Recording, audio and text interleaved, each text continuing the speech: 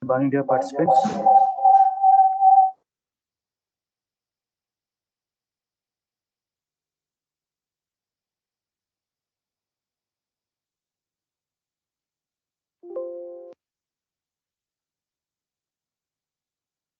Good morning, dear participants. Sorry, good afternoon. Now, our next speaker is Dr. Priya Mata.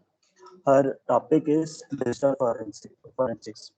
A little bit about her. She is an associate professor at the Department of Computer Science and Engineering in Graphic Era deemed to be University. She has in total 17 years of academic experience, and she has received her PhD and MTech CSE from Graphic Era deemed to be University in 2020 and 2010 respectively. She has published around 30 research publications in international conferences and journals of repute. Her research interests are information security, IoT, and machine learning. Uh, Thank you, ma'am, for being a resource person in this FDP.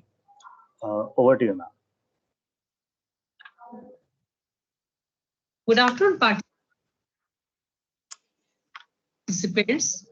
Myself, Dr. Priya Mata, Associate Professor, Department of Computer Science and Engineering, Graphic Era deemed to be University, Dehradun. Welcome you all to the second session of 5th day of the ATAL sponsored FDP on cyber security. My topic of discussion is digital forensics. Today, everywhere around you, you can find a digital device within arm's reach. We humans have developed electronic attention deficit disorder. Our concentration is being pulled from one device to another. We are using a mobile device all along the day to make our phone calls, send messages, post on Twitter, Facebook, and all the while surfing the web.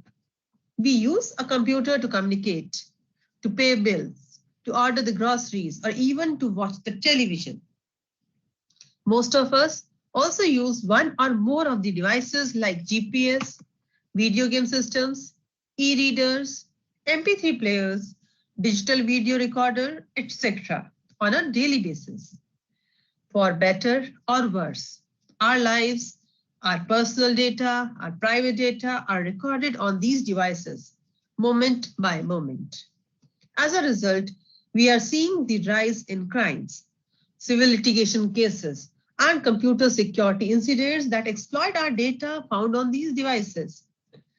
As a result, we are in requirement of investigating these cases and analyzing evidences on the computers, networks, mobile devices, and other embedded systems.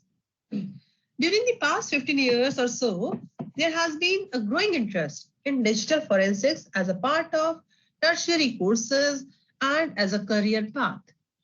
So we are going to start with the topic digital forensics. What is digital forensics? First, let us have a definition of digital forensics. There are many ways to define digital forensics. In Forensic magazine, Ken Jetieko defined the digital forensics this way. According to him, the application of computer science and investigative procedures for a legal purpose involving the analysis of digital evidence after proper search authority, chain of custody, validation with mathematics, use of validated tools, repeatability, reporting, and possible expert presentation. According to him, there are things that should be considered, that is authority, custody, validation with the use of some mathematics and use of validated tools. Repeatability, reporting, all these are the part of digital forensics. Digital forensics encompasses much more than just a laptop or a desktop computer. Mobile devices, networks, cloud systems are very much within the scope of the same discipline. It also includes the analysis of images, videos, and audios, in both analog as well as digital format. The focus of this kind of analysis is generally authenticity, comparison, and enhancement. Now let us look at the Locard's exchange principle. This is a very fundamental tenet of forensics. And since we are talking about digital forensics, let us try to see if it holds good here also or not. Locard's exchange principle says, in general, it says that in physical world, when perpetrators enters or leave a crime scene, they will leave something behind and they will take something with them.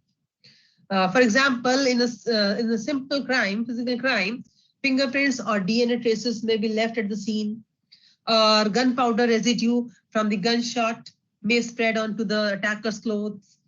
Similarly, many physical evidences can be left over, and many physical components can be taken along with the criminal.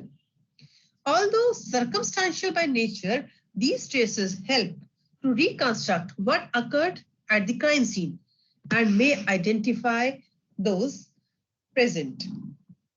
The same holds true in digital forensics. Here, registry keys and log files can serve as the digital equivalent to a hair or a fiber. So for every digital crime, there will be something which will be left behind, which can be used to carry out the investigations. Digital evidences. Whenever a crime occurs, a forensic investigation will be launched. Besides investigations, anything described as forensic is involved in uncovering the facts that are useful in an investigation. Not only do investigations try to determine who committed the crime, but as new scenarios arise, investigations into these scenarios give authorities an opportunity to develop new crime-stopping methods as well as ideas. One major part of the investigation is to secure the crime scene. Another is to collect any evidence that could explain what had happened in the crime scene and lead to the arrest and conviction of the criminal. Forensic evidence is required to complete an investigation. Securing the crime scene is essential for gathering evidence because some evidences are fragile, volatile, or otherwise easily changeable, which can seriously hinder the investigation. Just as suspects are treated innocent until proven guilty, all evidence discovered is considered to be valuable until it is determined whether the evidence has any forensic value or is relevant. Forensic evidence only refers to the evidence that has forensic value, but in practice, non-forensic evidence is usually removed from the investigation, and the forensic evidence that remains is simply called evidence.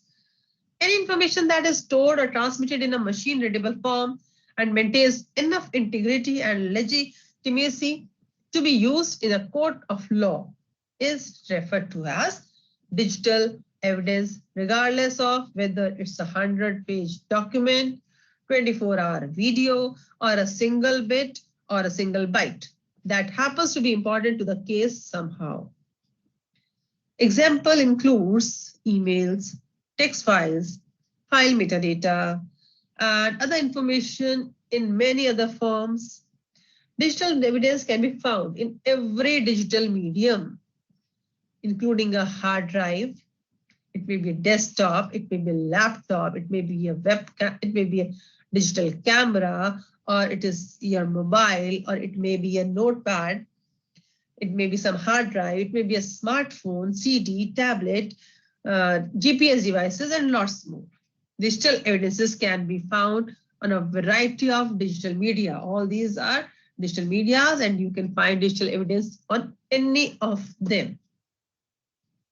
Also, when collecting the evidence at a digital crime scene, some precautions must be taken in order to ensure that everything useful has been gathered. For example, you can see in the picture, for example, currently the fashion trend for electronic devices, example, USB flash drives, is irregular appearances.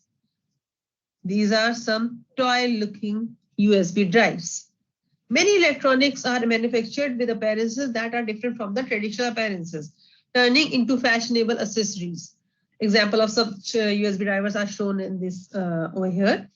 Therefore, an investigator must carefully screen the crime scene, looking for these devices with non-traditional appearance.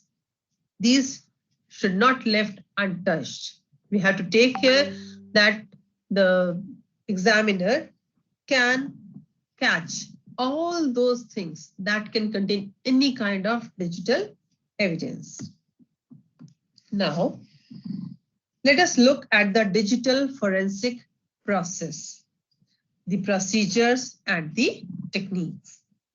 Digital forensic investigations go through several stages in order to form and test the hypothesis about the crime. Suppose someone is suspected of accessing child pornography on the internet. To support this claim, a USB drive containing images was found at his home. While it is crucial to physically secure the USB drive, the data on the USB drive must also be protected by using disk imaging, which essentially creates a virtual copy of the entire disk and store it on the investigator's computer. Note that this copy is also called a forensic image or simply image and is not to be confused with a digital picture like .bmp or .jpg. Now, then the acquired USB drive image can be brought into a forensic lab for further analysis. The forensic workstation where the actual investigation is going on. It may be that none of the offending images can be found in the disk areas that are normally accessible, but digital forensic investigators are able to examine the disk image and would eventually recover any deleted or hidden files. Finally, any child porn found in the USB drive image can be presented as evidence in the trial of the suspect. There exist many methodological procedures, models, which have been developed in the field of digital forensics. Among these models, let us see these three representative models. The first one is Cruz and Heiser model. The second one is Yale University model and Rodney McCamish model. One by one, we'll go through them. Cruz and Heiser model. This model is also known as 3A's model because it has three phases whose names start with the letter A as shown in the figure. It has three steps: the acquire phase, authenticate phase, and analysis phase. One more phase known as report phase was added later in the model. Here we'll acquire the evidence, then we'll authenticate the evidence, whether it's a valid evidence or not, authenticated evidence or not. And finally, after authentication, we'll analyze the evidence to detect or to catch the actual culprit. Next comes Yale University model. This model is developed by Casey, who was the security supervisor of Yale University's IT system It is very similar to a widely recognized standard incident response process and procedures, and comprises of 6 phases. There are total 6 stages over here. The very first one is preliminary consideration, then planning, then recognition, preservation, collection and documentation is the 4th phase. 5th one is classification, comparison, and individualization. And the last phase is reconstruction. Here, in the preliminary consideration, the evidence is considered in its raw format. Then the things are being planned to how to move further. After planning, we have recognition, recognizing the actual evidences, the forensic evidences. And after the forensic evidences are recognized, they have to be preserved, collected, and properly documented. After this step, they are classified into some categories, are compared, and then finally they are individualized to work upon. After going through these steps, we have to reconstruct the actual scenario that could happen while the crime took place. This was Yale University model. Then comes Rodney McCamish model. This model is proposed from Australia's police officer. This model is comprised of 4 phases. These are identification, preservation, analysis, and presentation. The very first thing is we have to identify the evidence, then we have to preserve it. After preserving, it is analyzed to exactly reach to the result, and that result is gone through the last phase, that is presentation. Okay. From the above mentioned models, we can clearly see some interesting facts. There are some similarities or some differences, but still the main purpose is to extract the digital evidence that it can be introduced into the court. Every model has emphasis on some specific stage. By mentioning the court only can accept the legal evidence after they agree on the violation of law. This figure shows the main 3 transitions of any case between the police as a law enforcement and the court to take the decision. This is violation of law, some digital crime, some cyber crime has happened. For example, hacking, this is the first step. Second is your model. This model may be either one of them. It may be Cruz-Heiser model, it may be Yale University model, or it may be the McCamish model. One model is implemented over here for the law enforcement. Finally, the extracted or presented evidences, analyzed evidences are presented before court. And then the court procedures will investigate the case and accept the evidence or reject the evidence. And finally, the court will decide about the culprit or what kind of punishment can be given to the culprit. These are the 3 things that will definitely go through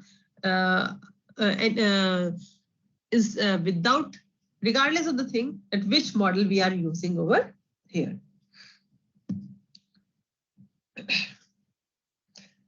Based on the facts that we observed, we can see one more model that was combined new model that mainly focuses on these major important procedures.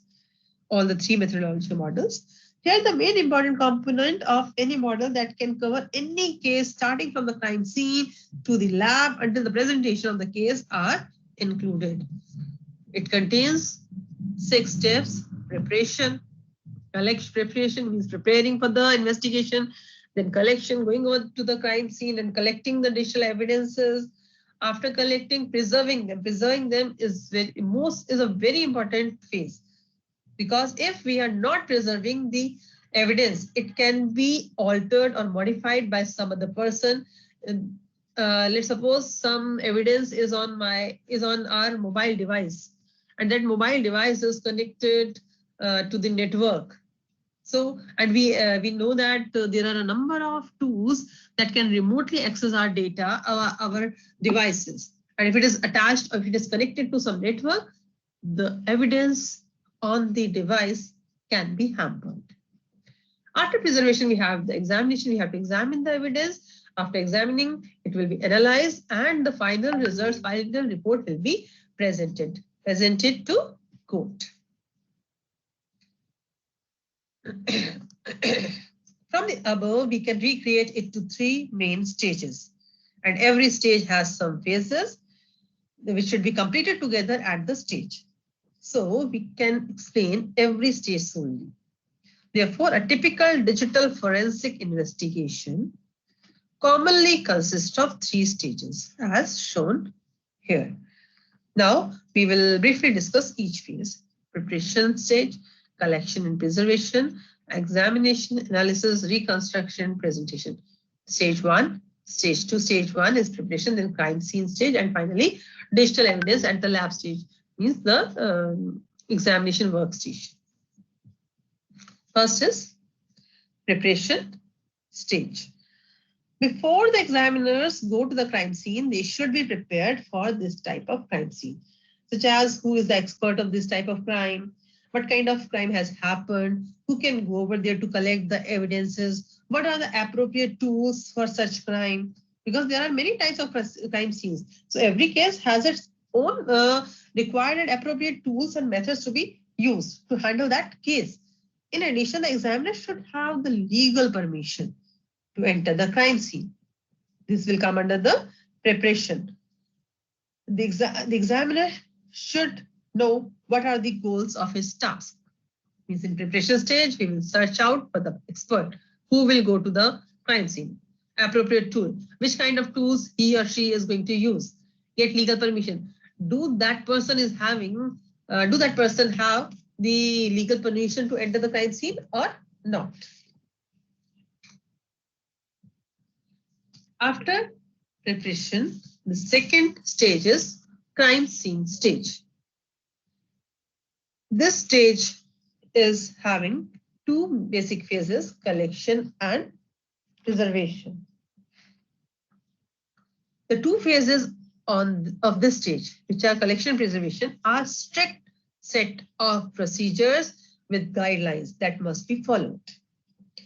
It involves a variety of measures to preserve the state of the crime scene as much as possible and limit the destruction of potential evidence. Why limit? Because it is impossible to completely eliminate. Something can be eliminated, but what we can do is we can limit the eliminations. The digital system preservation phase also involves the act of actually collecting evidences from the digital devices. The standard methodology for collecting the device evidence while maintaining its integrity is to create an image of the device.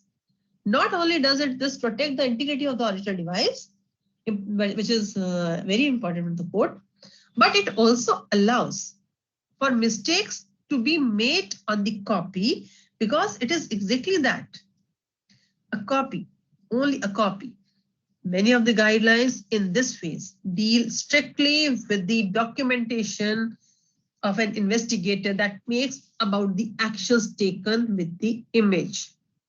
So, if any irreversible damage is accidentally dealt to the image, a new image can be taken from the physical device and the investigator can re-perform all the previously documented actions, of course, with the necessary corrections to the preventable damage, to the next image. Preserving digital, next is preservation. Preserving digital evidence is a key factor in identifying a suspect as the perpetrator of a crime, especially when there is a risk that any known party might attempt to tamper with evidence. It is worth pointing out that for some specific electronic devices, there are some preliminary procedures with the seizure of these devices. For example, with mobile phones, we need to do some extra procedures, which we are going to discuss in the mobile forensics part of the session. In mobile phones, we have to take care whether it is switched on or switched off, whether the network is on or it is off, whether it is connected to a Bluetooth device or not. There are a number of things that we will definitely discuss in the next phase of the lecture, which is dealing with the mobile forensics. Next comes digital evidence lab stage, the third stage. In the third stage, which has how many phases? 4 phases: examination, analysis, reconstruction, and presentation. The investigator will search for useful evidences in the data acquired in the first stage. Anything relevant to the case, including emails, photographs, audios, videos, text messages, any transaction log files, or anything like that, is sought at this stage and extracted from the total data recovered. In digital evidence stage, in this case, the digital evidence could be hidden or deleted. The actual process of discovering this information varies between investigations largely because of the differences in the devices to recover and the suspect's data hiding techniques. Which kind of device we are using and which kind of techniques the suspect is using. But common strategies will remain same. That includes keyword searches. It can be implemented both within the file and the unallocated space where hidden data is mostly stored. Then identifying the blacklisted files by file signature. We can see the file signature, and if the file signature, that is also known as hash value, we can also identify the blacklisted files. Recovering deleted files, this is one of the major points that we have to take care. Extracting registry information. For example, typed URL list. Every URL the user has visited and typed into the browser URL bar can be extracted at the lab. Analyzing the log data. Whenever a crime occurs, investigators form many initial hypotheses about what happened, who may be responsible, as evidence is recovered in the first phase. They repeatedly cycle between the first phase and the third. That is crime reconstruction. The crime reconstruction phase is the process of reconstructing the event or the action that happened according to the evidence recovered. On the basis of the evidences that we got, we will reconstruct the cycle.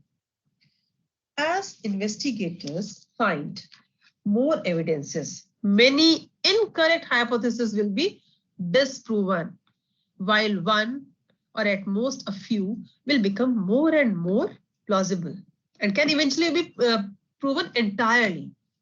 Out of, let's suppose we have in total 10 or 12 imaginations or hypotheses. The moment we are getting more and more evidences, out of those 10 or 12 hypotheses, 8 or 9 can be decided or can be proved as false hypotheses.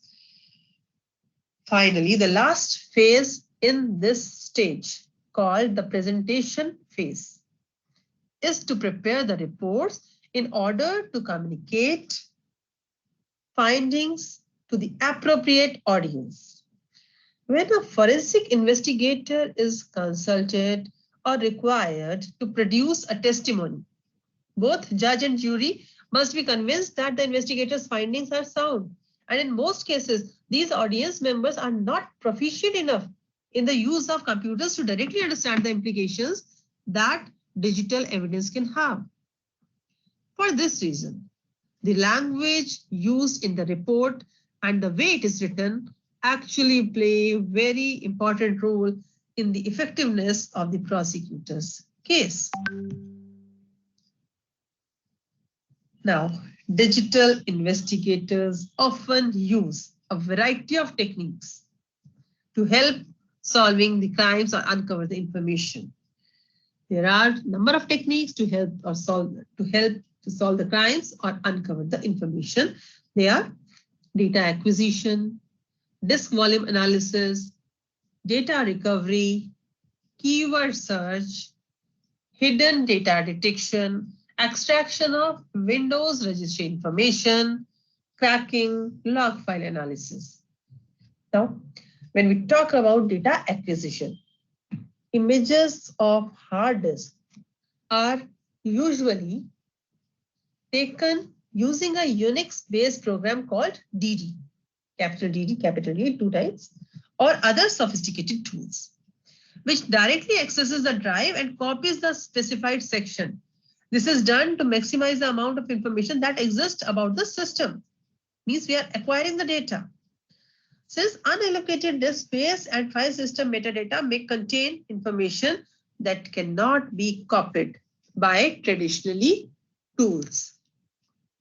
Second is disk volume analysis. Hard disk usually divided into multiple logical storage units, which are also referred as partitions. Examples of commonly used techniques include consistency checking to check whether a disk is in any suspicious state or not. This includes, but it's not limited to, searching unpartitioned disk space for hidden data and recovering deleted partitions. Then comes data recovery. Files that are stored with an identifier at the beginnings, which notifies the operating system that what follows after a single contiguous file. When a file is deleted, all that is removed is this identifier, which causes the operating system to interpret the remaining data as empty space. This is why it takes much longer to install a program than it does to delete it. Okay, but it is often still possible to manually extract the data from the drive and reconstruct the file. Next comes keyword search. Memory ranges are directly searched for a provided search string. This procedure looks directly at the contents of memory addresses, bypassing any software guards the suspect may have put in place.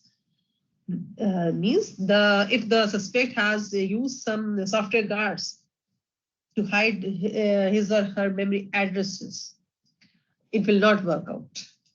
What we'll do, we'll directly search for the memory ranges. Next is hidden data detection.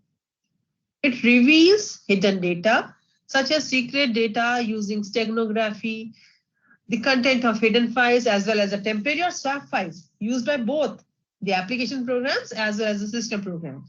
Here, system program means operating system. Then comes extraction of Windows registry information. The Windows registry contains information on many topics, including the user accounts, software product keys, web browsing history, and attached USB devices. Mining the registry is a good way to find the evidences. Next technique is cracking.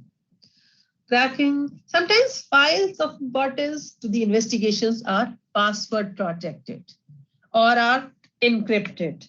And needless to say, investigators are often left without the legitimate passwords and keys to open these files. When this happens, it is usually necessary to crack the security, which is another broad topic on its own. Cracking in itself is a good topic for discussion. Next comes log file analysis. As the name suggests, log file analysis. While it is technically possible to manually read through logs, it is much more common to use analytical tools instead of doing it manually. What we'll do, we'll use the analytical tools and utilities to read these logs in an efficient and heuristic manner. Mostly because log files quickly become unmanageably large. Something as simple as user login at an unusual time could be enough to incriminate someone. So logs cannot be overlooked. A person whose login time is usually between 9 a.m. to 5 p.m. If he or she is logging into the system at 10 p.m. in the night, the very small information about his login time, which we can find from the log file, can be used as a digital evidence.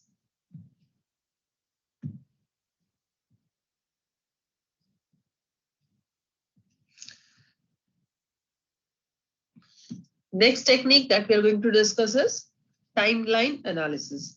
It is simply about identifying the patterns in the system activity, similar to the log file analysis. How many users are actually logging into what time, for how much duration they are supposed to log in. If the time given to them is 4 hours and somebody is logging in for 2 more hours, 2 extra hours, all these things can also be analyzed. Reverse engineering. Reverse engineering is all about analyzing exactly what happens as a program executes and using these findings to attempt to reconstruct or modify the program. A common application is reverse engineering malware to discover how it works and build defenses against it. Such an analysis could also be used to prove that a particular program is a malware. And if other evidence proves that the given suspect wrote the program, this would greatly benefit the prosecutor. Reverse engineering is also being used in mobile forensics that we will definitely discuss in the second part of this same lecture.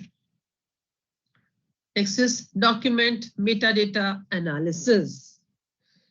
Metadata is the information about the file itself, also known as data about data, data of data, such as when the file was last opened, which user account created it, who modified it most recently, all such kind of data is metadata, data about the file. Much of a file's metadata can be seen by right-clicking a file and selecting properties from the context menu. But these are specialized, there are many specialized tools dedicated to retrieving highly detailed metadata. Metadata is often useful as that file is made much. Metadata is often useful as evidence on its own. But beside this, a metadata of a deleted file, if it is still present, the recovery of that file is made much easier. For example, an image file, if the metadata is found, then exchangeable image file in an exchangeable image file format, then we can work on that images. Next comes multimedia forensic analysis. This simply refers to the forensic analysis of multimedia, any video, any image, any audio, as opposed to the ordinary files, that is text file. Multimedia includes all those things, pictures, photographs, audio, video, all the things other than the text. We have IP trace. This can be used to determine the origin of the offending file or the action. For example, tracing the originator of the defamatory emails by tracing its IP address. What we are tracing it back from where the mail comes. What is the source of that email? We can do it by IP tracing. Next is network traffic analysis. Everybody understands network traffic analysis. This technique often works with the IP tracing and is used for same reason. But when network traffic analysis is seen clearly, it can also be used to determine volumes of actions. For example, how many defamatory emails were sent by a particular person, but by analyzing his or her network traffic. How many messages are broadcasted from his end and with which frequency. Network traffic analysis is a major component in what kind of problems? Intrusion detections, prevention systems, as well as log files from these systems often reveal the evidence of criminal activity. It is very important to note, once again I'm telling you, it is very important to note that whatever we have discussed is far from exhaustive and ever growing. As technology evolves, so too do the ways in which it is used to commit crime. And so too must computer forensics techniques to counteract this negative development. Therefore, more and more techniques will be developed in the future as the criminal or the perpetrators techniques are also going with the high speed. Now, type of digital forensics. What I have discussed till now at a high level, what digital forensic is. Essentially, the evidence, the science of gathering evidence from the digital devices. There are so many different digital devices and media where we can find the digital evidences. The science of digital forensics can be divided. Here, it can be divided further into many distinct types. And these types we are going to discuss now. In order to overcome the challenges created by constant technological development, digital forensics has evolved significantly over the years, resulting in new types emerging frequently. According to the forensic target or digital device involved in an investigation, particularly from the technical point of view, the types of digital evidences that investigators are interested in finding the digital forensics include several sub-branches. Let us see some of them in their well-known images, well-known names. The first is file system forensics. Now, the data is on physical medium, such as hard drive or flash drive. It is in an organized and labeled form. It is governed by a file system that may be a FAT, NTFS, or EXT. These are the most commonly used file systems, but there are many more. And it is also possible that a suspect could have created their own file system in order to complicate the investigation. Now, file system forensic is generally used for discovering the location of file that are more useful as evidence than the file system itself. However, the presence of a custom file system as well as the presence of anomalies in the locations of data are usually proof of immoral activities. Though not directly punishable, the presence of immoral activities is a very strong indicator of illegal activities which warrants further investigations. Next comes memory forensics, that is RAM forensic. Despite being called RAM forensics, this term actually refers to the application of forensic techniques on any of the volatile memory, which includes RAM and as well as cache and registers also. Memory forensics must be performed during live analysis because the content of volatile memory are permanently lost when the system is shut down. The use of this forensic is actually till the time the system is on. The moment the power is off, all the volatile data from the memory will be lost and it cannot act as a digital evidence anymore. Next is operating system forensics. Log file analysis is a major part that we have just discussed in the earlier slide, log file analysis. It is a major part of operating system forensics because log file formats differ widely between the operating system. Different kind of operating system will maintain the log files differently. The Linux equivalent to Windows registry, the Linux equivalent to the Windows registry, for example, is not a hierarchical GUI-like registry, but a series of organized text files.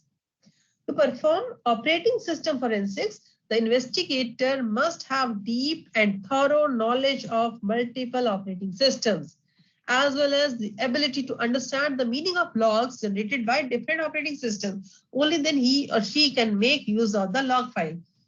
only then he or she can analyze the log files generated by the operating system. Means that comes in the operating system forensics. You can easily understand that digital forensics is a very vast domain, and these are the subdomains of the digital forensics. All of them are actually the digital forensics, the type of digital forensics. Next is multimedia forensics.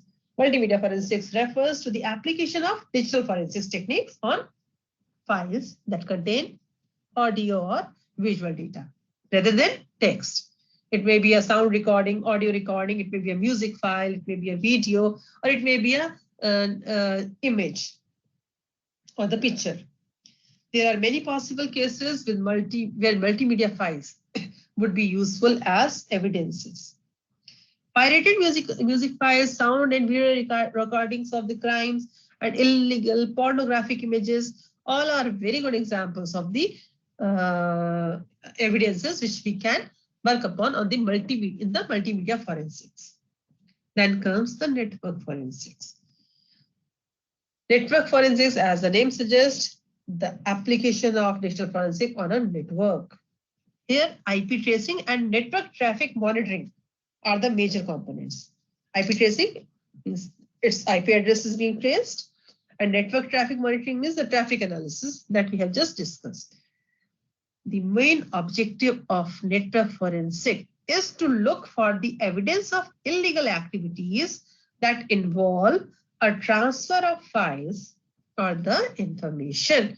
We are not talking about the files or the data which is residing on a node. No, we are talking about the data or the files which are in transit, which are actually transferring from one node to another. It is important to note that while most applications of network forensics make use of the internet, LANs, local ad hoc networks, emulated network connections between virtual machines and their host machines, they all can be analyzed with the same techniques.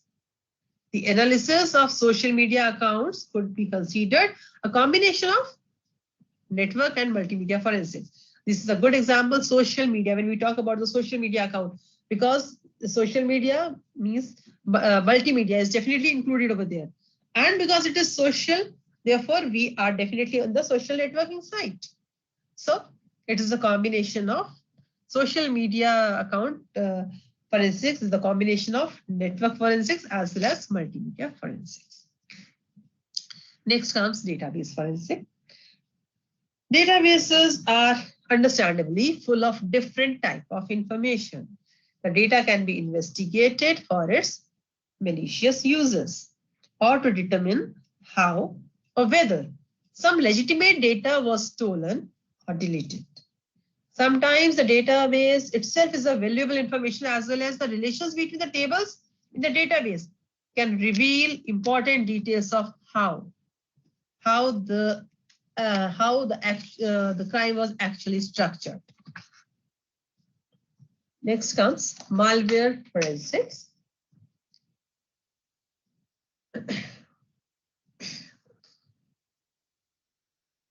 Malware forensics mostly refers to the reverse engineering of malware. And it also covers the detection of existing or the possible malware on the machine. One of the most immediately useful approach is to use a goat file. It's named so because the file is scapegoat, sacrificed for the benefit of the investigator. Goat files are designed to make it very easy for the investigators to see how malware modifies the file once it is infected. Means we are just preparing some goat file and giving it to the malware to affect it badly. And so that we can judge it out how much loss we have to face. Next is mobile device forensics. Although the definition of this term is very much intuitive, it is more complex in practice. Today's mobile devices are basically small computers having their own operating system and usually serving a specialized purpose. They are able to store a lot of data. They are actually becoming the part of living. All of the above forensic types that we have earlier discussed are more applicable to the mobile device forensics. File system forensics, there are a number of files stored on the mobile.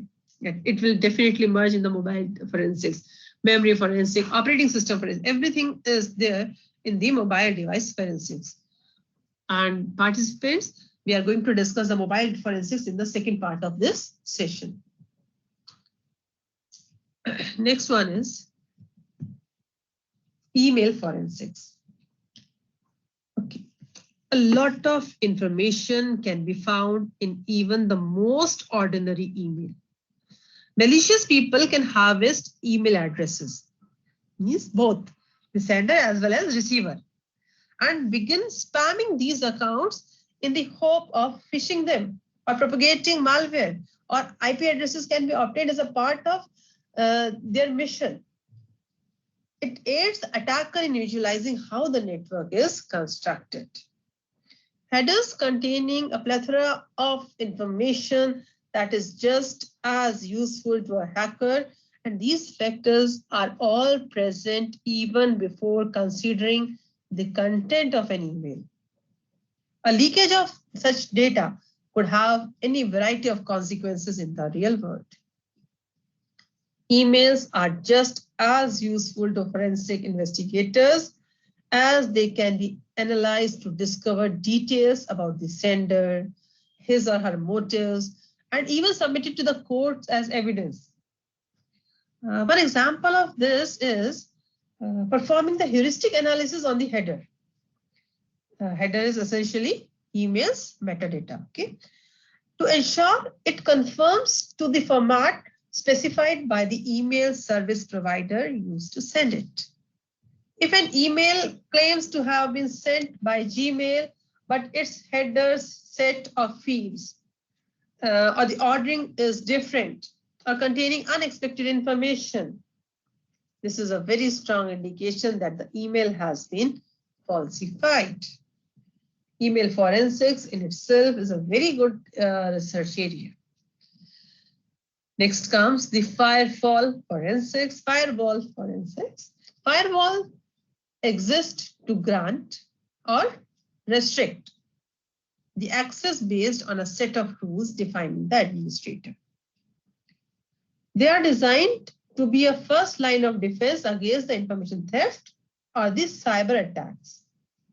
And as such, they are very much forensic friendly. Firewalls keep extremely detailed activity logs, which can be mined for data. Because of this, log file analysis is a big part of the firewall forensics. Firewall logs contain information about the programs that attempted to access the information or trying to intrude into the system. The information that was requested, the user account or the IP addresses, and the port it was requested on. All of this information can be useful in detecting an attack and discovering the details about it, which can not only be used to create defenses against future attacks, but may even identify the party responsible. Next comes the financial forensics.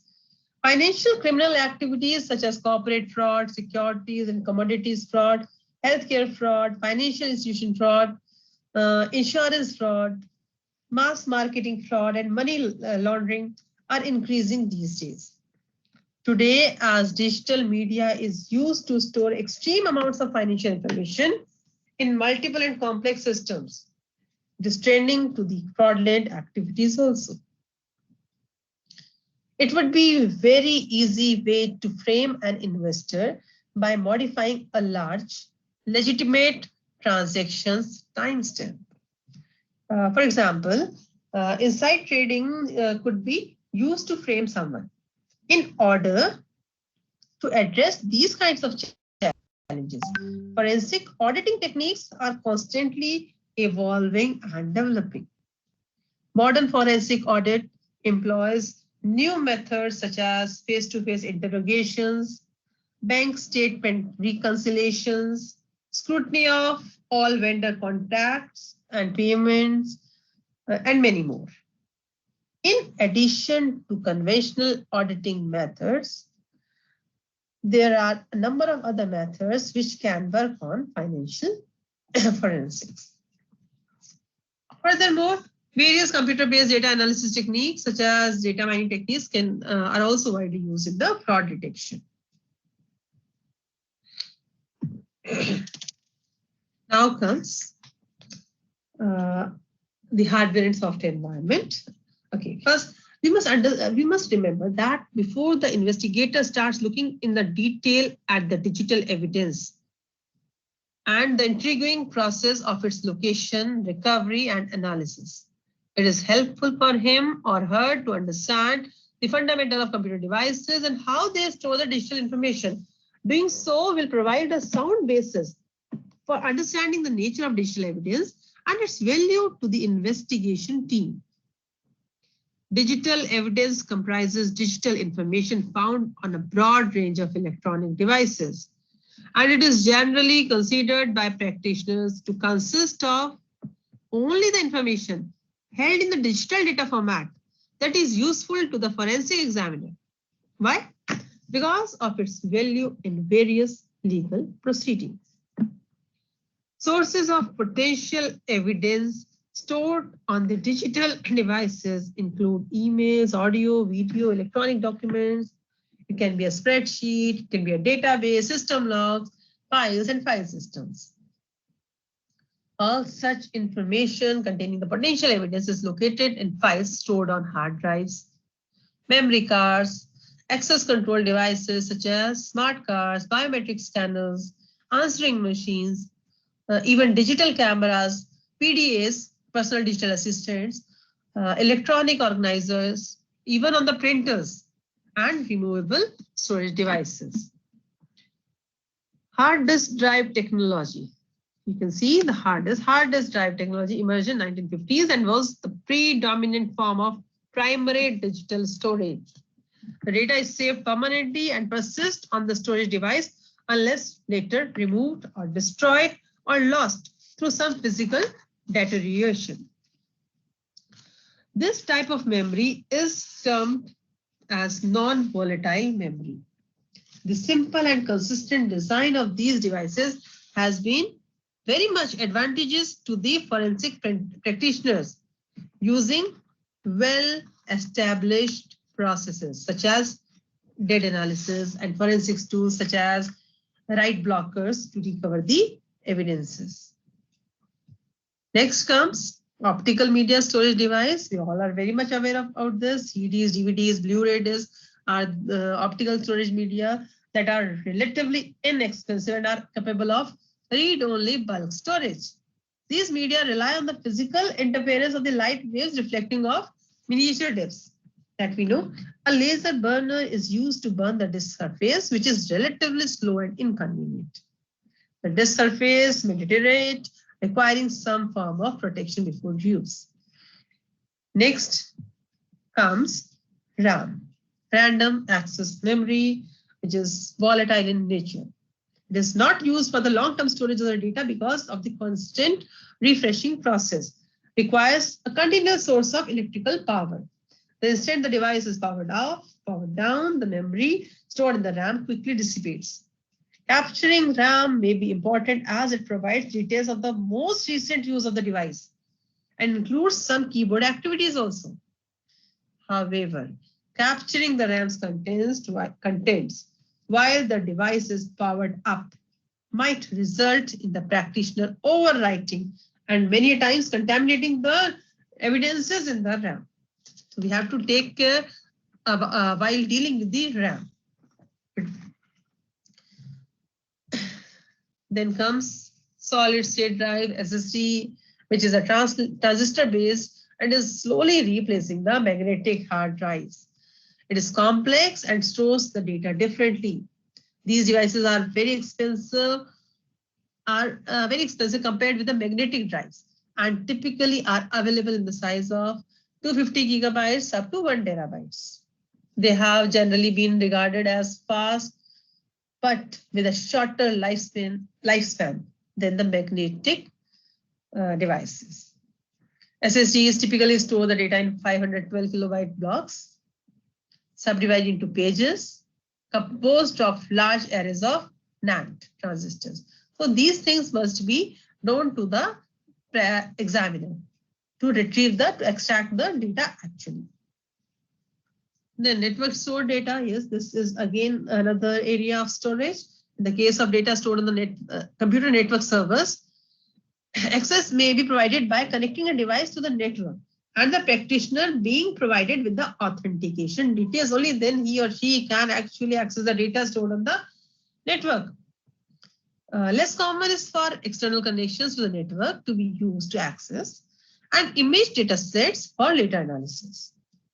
It may often be desirable to make physical images of the network servers rather than recovering the logical data provided by the operating system.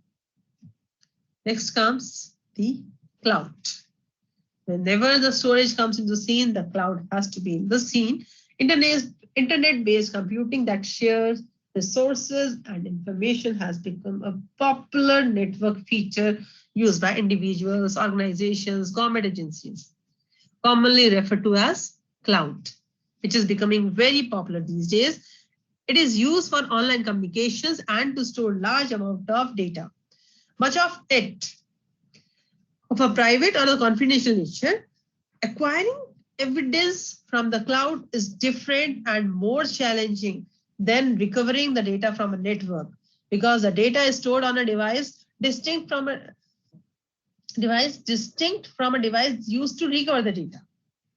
Access to a cloud network is usually through the normal consumer access process to the resource, often owned by another entity. One of the challenges in recovering data is difficulty in identifying the path that the data takes from the cloud server to the storage device, which may not be a fixed route. After the hardware environment, the next comes the software environment that basically deals with the most common, the master software of the system, that is operating system. Operating system forensics. It is a process of retrieving useful information from the operating system of computer or the mobile devices or the computing devices which are in the question. The aim of collecting this information is to acquire empirical evidence against the perpetrator. The understanding of an OS and its file system is very much necessary to recover the data for the computer investigations. The file system provides an operating system with a roadmap to the data on the hard disk. The file system also identifies how hard drive stores the data. There are a number of file systems as we have just discussed: FAT, XFAT, NTFS, X2FS, X3FS, line of OSs. There are a number of file systems that must be that the examiner must be aware of. Now, there are 4 data acquisition methods for operating system forensics that can be performed on both static acquisition as well as on the live acquisition. These methods are disk to image, disk to disk copy, disk to data file, and the sparse copy of a file. Disk to image file means a forensic examiner can make one or the more than one copy of the drive under the operating system in question. Here, the tools that you can use are iLook, KLX, Xways, FTK, NCase, or ProDiscover. Next is disk to disk copy. This works best when the disk to image method is not possible. Tools for this approach is SnapCopy, NCase, or SafeBack. Disk to data file. This method creates a disk to data and disk to disk file. Okay. The last one is the sparse copy of a file. This is preferable method if time is limited and the disk has a large volume of data storage. For both Linux as well as Windows operating system, write blocking utilities with GUI must be used to gain the access to modify the files. A Linux live CD offers many helpful tools for digital forensic acquisition. You can use that. Okay. Many tools can be used to perform data analysis. on different operating systems. Just to we have an idea, let's just briefly mention some of them. The first one is Cuckoo Sandbox. This tool is mainly designed to perform analysis on malwares. Cuckoo Sandbox takes snapshot of virtual machine so that the investigator can compare the state of the system before and after the attack of malware. This one, Cuckoo Sandbox. Since malware mostly attacks Windows OS, Windows virtual machines are often used for this purpose. Forensic specialists use a forensic toolkit to collect evidence from the Linux operating system. The toolkit comprises many tools such as dmessage, INSMod, Netstat AproRoot, Hunter-O, DateCat, PCAT, and NC. These are different tools for Linux. Next is Helix. Helix is the distributor of the Knoppix Live Linux CD. It provides access to a Linux kernel, hardware detections, and many other applications.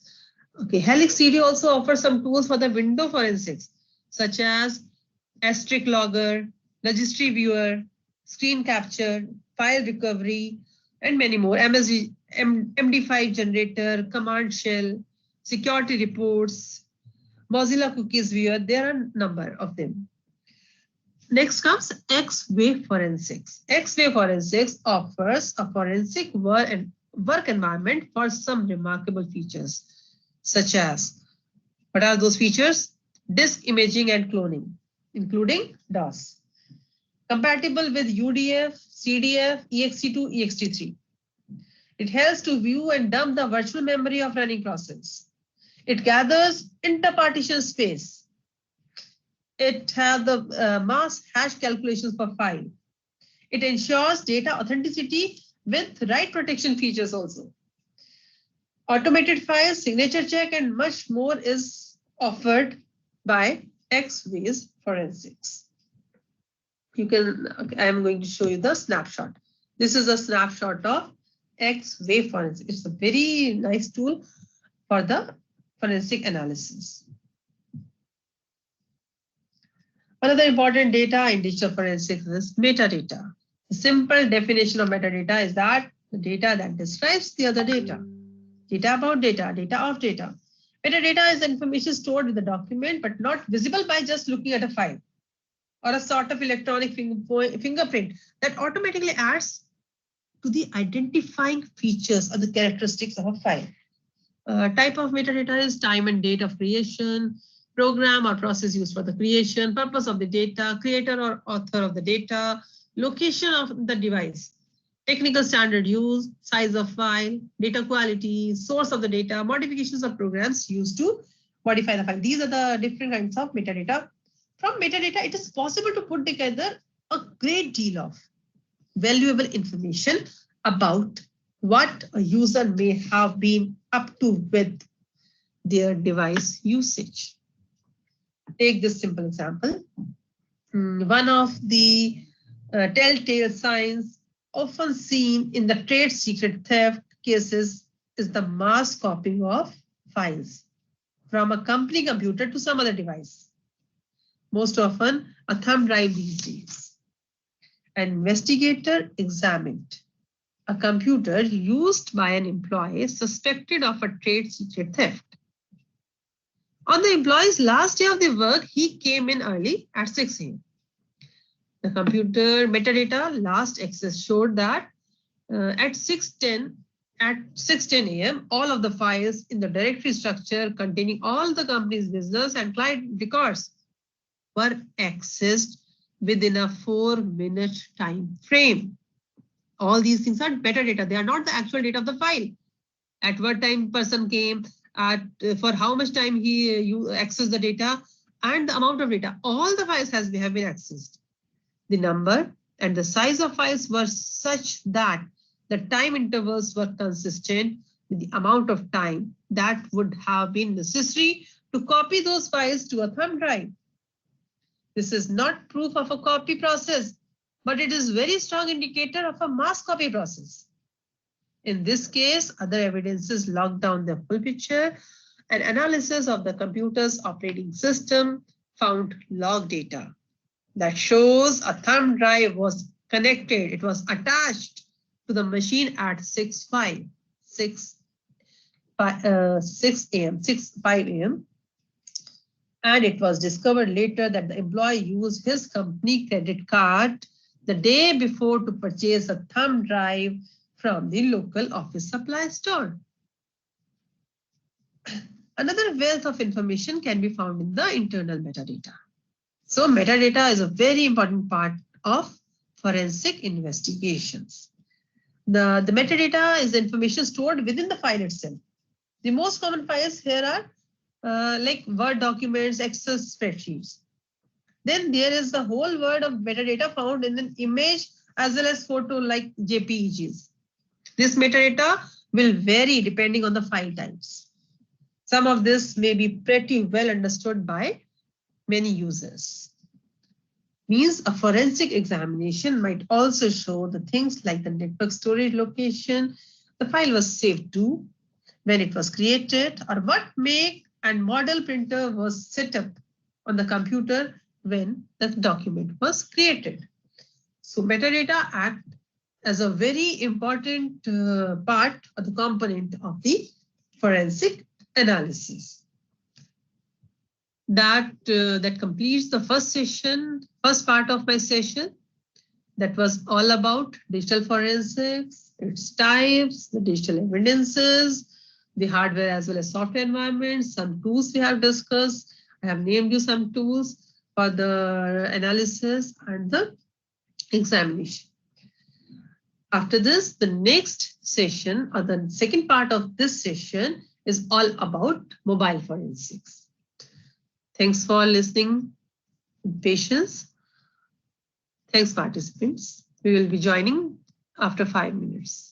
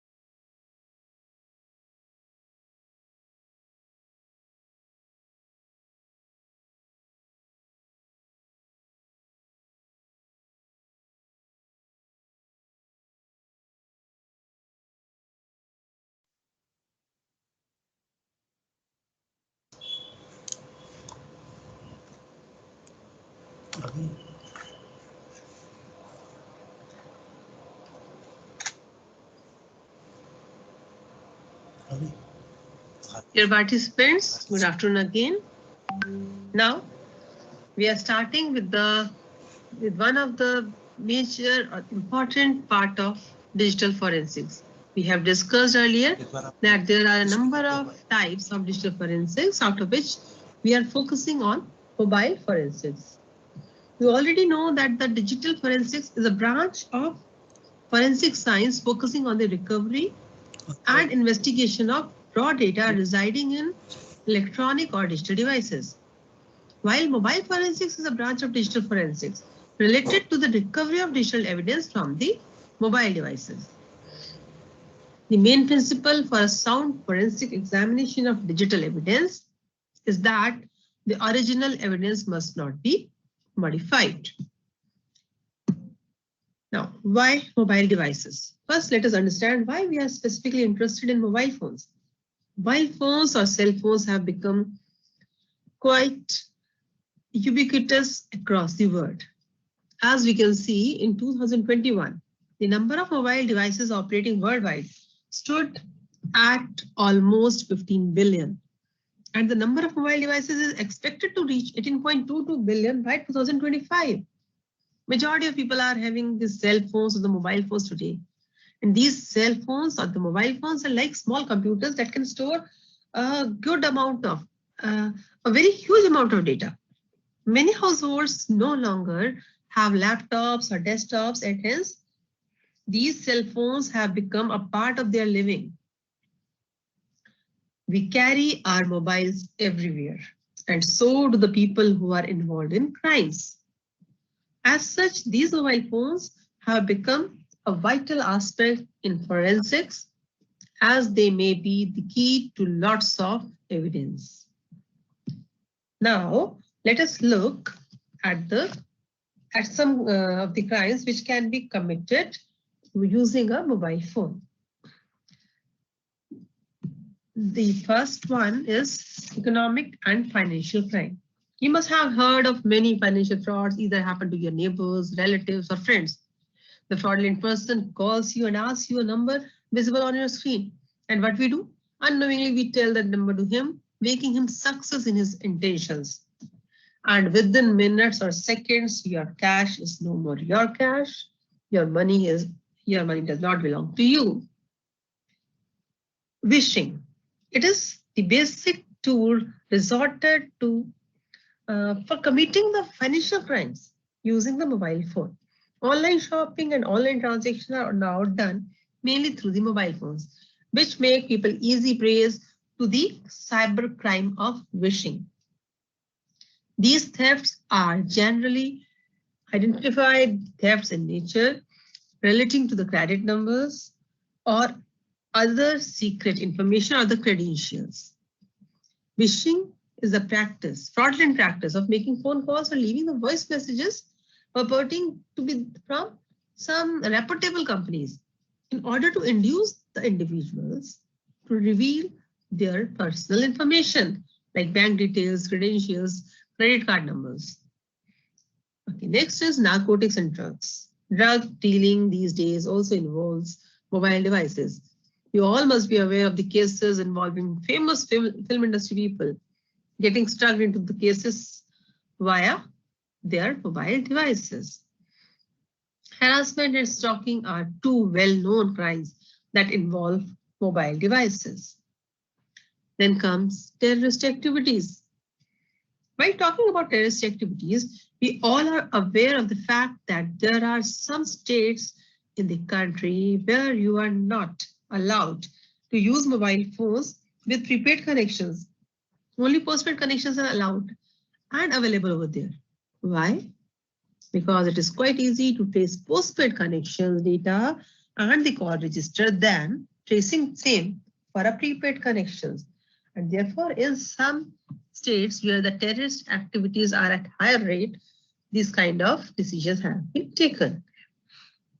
Crimes against children and women are so common.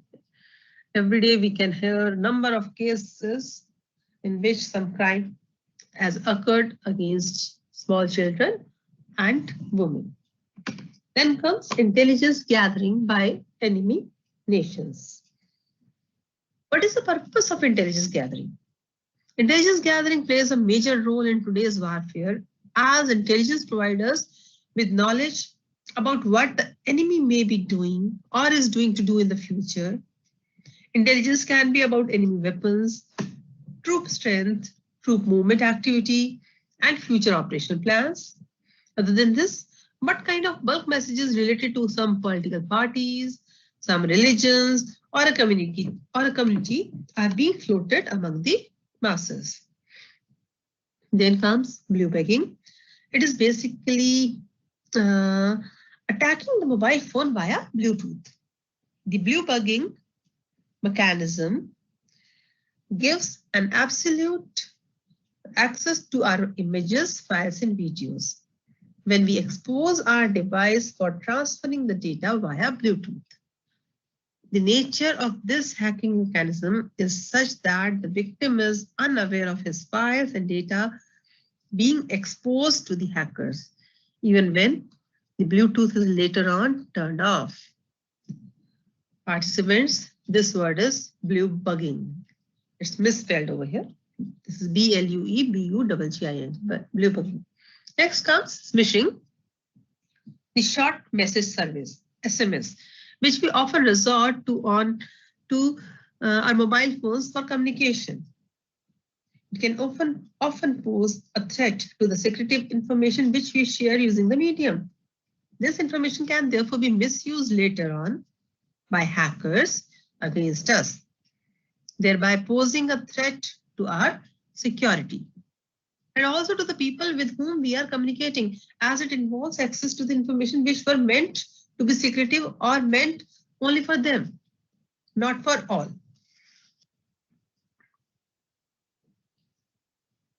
After the types of crimes involving mobile devices, we will focus on the information that a mobile device can save. Mobile devices can be used to save or keep several types of personal information, such as contacts, photographs, calendars, notes, SMS, and MMS. Smartphones may additionally contain videos, emails, your location information, where were you 1 hour back or 1 month back, your browsing information, which kind of sites you are opening and for how long you are using those websites, social networking information, if you're logging into Facebook, Twitter, and you are passing the messages or commenting somebody's post, all these things. Other than this, corporate information and your device specific information, all these things can be stored on the mobile phone. Then comes the mobile forensic process. We have to understand the actual thing that is mobile forensic process. The mobile forensic process is broken into 3 main categories: seizure, acquisition, and examination. Examination or analysis. Forensic examiners face some challenges while seizing the mobile device as a source of evidence. At the crime scene, if the mobile device is found switched off, the examiner should isolate the device to prevent changes so that it cannot be switched on by some other person till the investigation is done. If the phone is found switched on, switching it off has a lot of concerns attached to it. If the phone is locked by a PIN or a password or encrypted, the examiner will be required to bypass the lock or determine the PIN to access the device. Mobile phones are network devices and can send and receive the data through different sources, such as telecommunication system, Wi-Fi access point, and Bluetooth. So if the phone is in running state, a criminal can securely erase all the data stored on the phone by executing a remote wipe command. All of us are aware that we can now remotely access our computing devices, and we can change, alter, or even erase all the data from the computing device remotely. Let's suppose the phone is switched on. Then it should be placed securely. If possible, Prior to the securing the device, it should be disconnected from the network to protect the evidences by enabling the flight mode or disabling all the network connections like Wi-Fi, GPS, hotspot, and any other kind of network connection. This will also preserve the battery. And once the mobile device is seized properly, the examiner may need several forensic tools to acquire and analyze the data stored on the phone. Next comes acquisition. Mobile device forensic acquisition can be performed using multiple methods. These methods we will definitely discuss later on. But here, each of these methods affects the amount of analysis required. If one method is failed, so we have to attempt the other one. Multiple attempts and tools may be necessary in order to acquire the most data from the mobile device. Examination analysis. Mobile phones are dynamic systems that present a lot of challenges to the examiner in extracting and analyze the digital evidence. The rapid increase in the number of different kinds of mobile phones from different manufacturers makes it difficult to develop a single process or the tool to examine all types of devices. Mobile phones are continuously evolving as existing technologies progress and new technologies are introduced. Furthermore, each mobile is designed with a variety of embedded operating systems.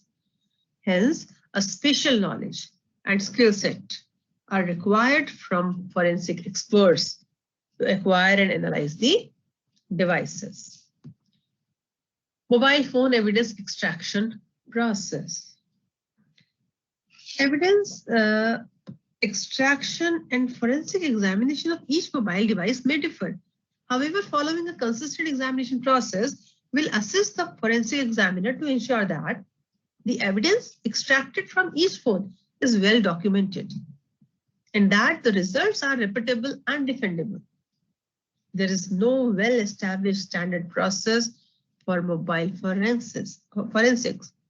However, the figure shown over here provides an overview of the process considering all the factors.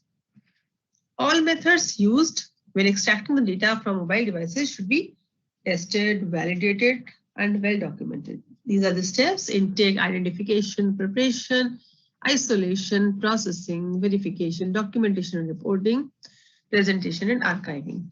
We will go through these steps one by one. Evidence intake phase.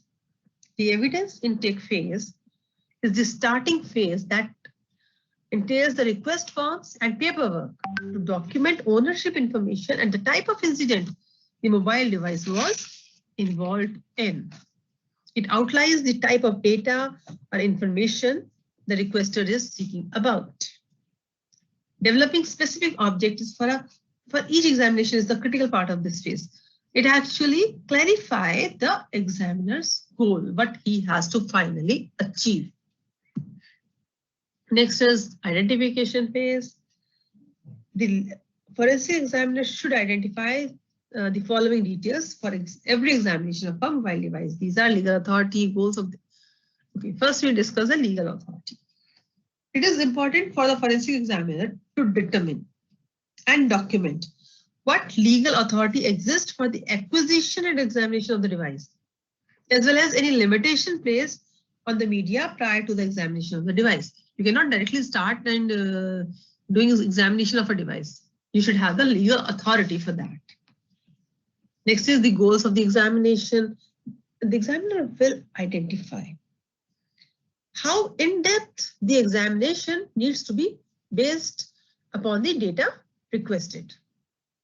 The goal of the examination makes a significant difference in selecting the tools and techniques to examine the phone. Next, the make, model, and identifying information for the device. The make, model, and identifying information for the device means, as a part of examination, identifying the make and model of the phone assist in determining what kind of tools are appropriate or they are best to work out with that specific mobile device. Removable and external storage. Many mobile phones provide an option to extend the memory with removable storage devices such as trans flash, micro SD, expansion cards.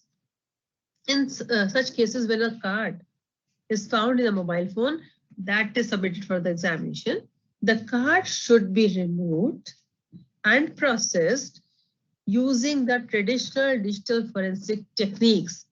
We cannot take it as granted and we cannot leave it. It is not wise to leave it untouched. We have to acquire the card also so that or to ensure that the data stored on both the handset and the card, both are linked and we can analyze them easily. Other sources of potential evidence. Okay, when we talk about a mobile phone, the other sources are like the fingerprints, biological evidences. Such evidences should be collected prior to the examination of the mobile phone. It will be safe, or it will avoid the contamination issues unless the collection method will damage the device. Precisely saying, the examiners should wear gloves when handling the evidence. Next comes the preparation phase. Once the mobile phone is identified, the preparation phase involves research regarding the particular mobile phone to be examined and the appropriate methods or the tools to be used for the acquisition and examination of the same. Next is isolation phase. It's very important phase. We cannot leave it in any case. Mobile phones, which are by design intended to communicate via cellular phone networks, Bluetooth, infrared, Wi-Fi network capabilities.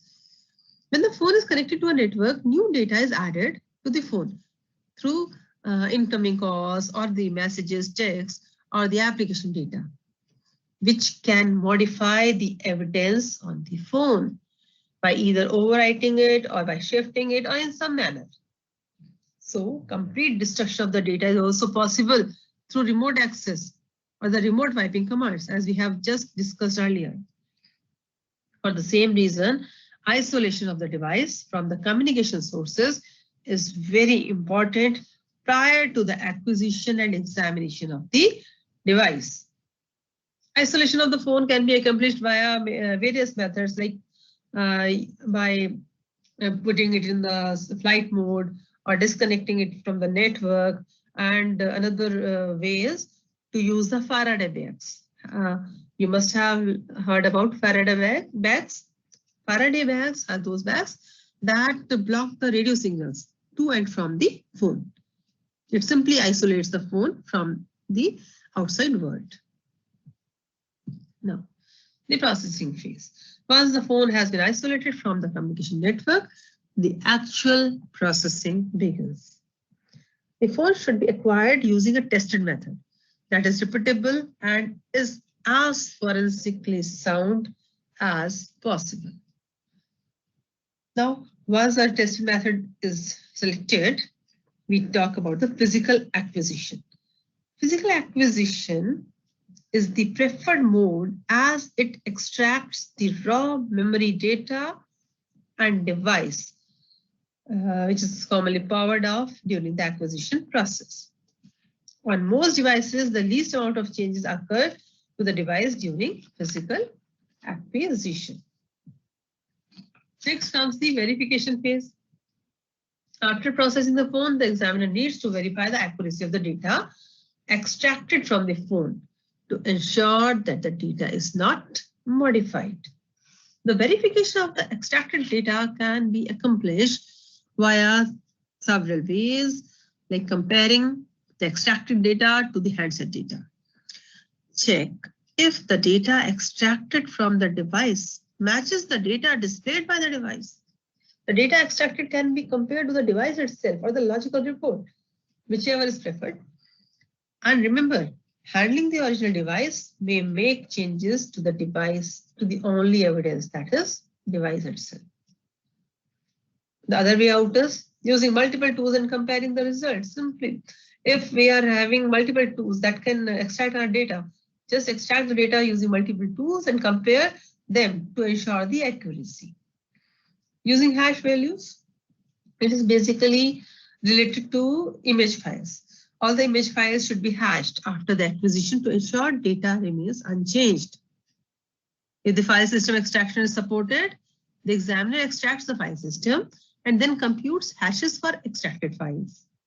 Later, any individually extracted file hash is also calculated and checked against the original value. Then comes a document and reporting phase. The forensic examiner is required to document throughout the examination process in the form of notes relating to what was done during the acquisition and examination. Once the examiner completes the investigation, the result must go through some form of peer review to ensure that the data is checked and investigation is complete. The examiner's notes and documentation may include information like examination start date and time, physical condition of the phone, photographs on the phone and individual components, phone status when received it was turned on or turned off, phone make and model, which company it does belong, which model it is of, tools used for acquisition as well as examination. It should be mentioned in the report which tools we have used for the acquisition. If multiple tools have been used, then their result must be compared, and that comparison should be written in this report. Data found during the examination, undoubtedly, and final.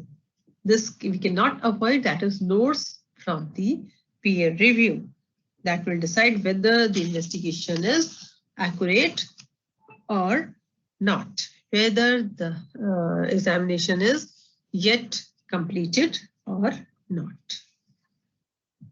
Next comes the presentation phase.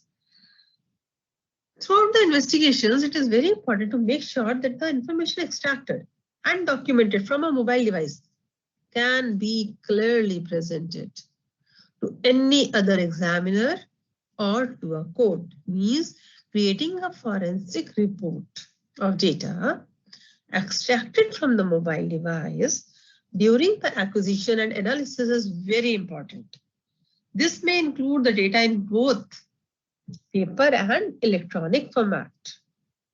Your findings must be documented and presented in such a manner that the evidence speaks for itself when it is presented in the court.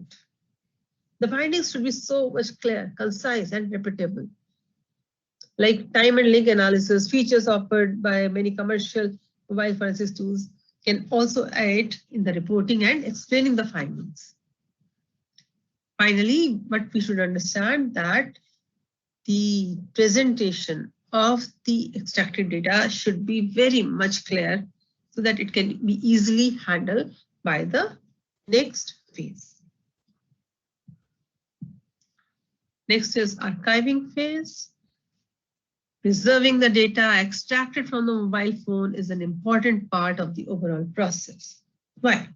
Why it's important? It is important that the data is retained in a usable format for the ongoing court process or for the future reference.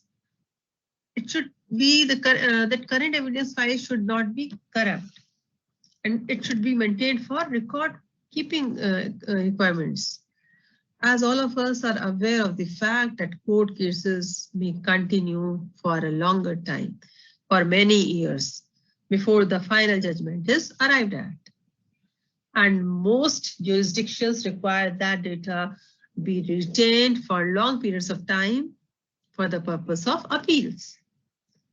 As the field and the methods advance, another point is when the methods and techniques are advancing day by day, new methods for pulling the data out of a raw and physical image may get enhanced or more efficient than the prior years. So if we are having the archive data, then we can again extract the proper data or more efficient data using the more efficient tools later in the future. Now let us dwell into some terminology. Let's see the difference between a feature phone and a smartphone. A feature phone, what is a feature phone? Feature phone is a phone that comes with a fixed set of features that has been provided by the manufacturer. The capabilities of the phone cannot be enhanced, or new features cannot be added by the user himself. This is a feature phone. Next comes the smartphone. All of us are carrying the smartphones these days. Smartphone, on the other hand, provides lots of customization and enhancement capabilities to the user. Through regular updates from the manufacturer or the service provider, the functionalities of different applications can always be enhanced and new apps can be installed on the phone. The whole point of having a smartphone is that the user can customize the phone the way he or she wants it to be. This was not possible in the feature phone. Okay, this shows the current share of mobile connection by device types. These are the smartphones, these are the feature phones, and these are the devices like routers, tablets, and mobile PCs. Total 68% is covered by the smartphone only. 29% goes to the featured phone, and only 3.3% goes with the routers, tablets, and mobile PCs these days. That's why we are focusing on smartphone forensics. Now you can also see the gradual increase in the number of smartphones over the period of time. This graph shows the trend from 2016 to the current year 2021. In 2016, the number of smartphones users worldwide was around 2.5 billion. That becomes 2.7 billion in 2017. In 2018, it became 2.9 billion. In 2019, it became 3.2 billion. Now in 2020, it reached to 3.5 billion. And this year, current year in 2021, the number of smartphone users is 3.8 billion. Now, where can the evidence be located?